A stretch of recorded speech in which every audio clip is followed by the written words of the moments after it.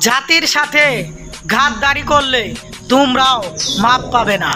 তোমরা পোলাও কুরমা খেয়ে নাকি রিমান্ডের মার খেয়ে ভয়ে সকল কর্মসূচি এবং আন্দোলন হতে দূরে সরে গেলে, যেহেতু আমরা এখন পর্যন্ত দূরপ্রবাস হতে তোমাদেরকে সাপোর্ট দিয়ে যাচ্ছি, তোমরা কোটা সংস্কারের পাশাপাশি যদি রাষ্ট্রকেও সংস্কার করতে চাইতে আমরা তোমাদের সাথেই ছিলাম, থাকবো।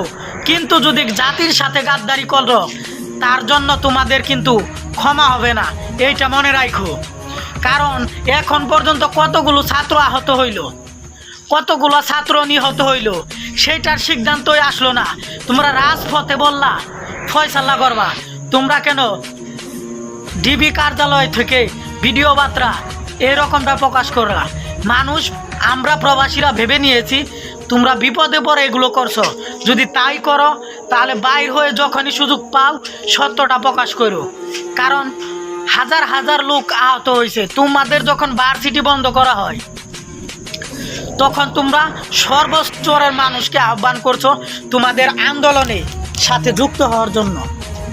এখন অনেক আমজনতা, সাধারণ পাবলিকও হসপিটালে ভর্তি আছে, মারাও গেছে, বাচ্চা শিশু তারাও মারা গেছে।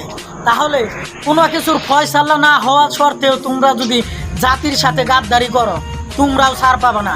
কারণ প্রবাসীরা বাংলাদেশকে বাঁচিয়ে রাখছে, আমরাই বাংলাদেশকেই দরকার হলে সংস্কার করব, গোটা দেশকে।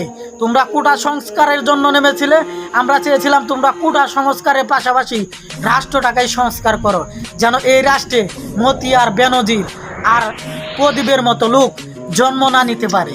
সেই আশায় কিন্তু প্রবাসীরা তোমাদেরকে অগাধ ভালোবাসা দিয়ে গেছে।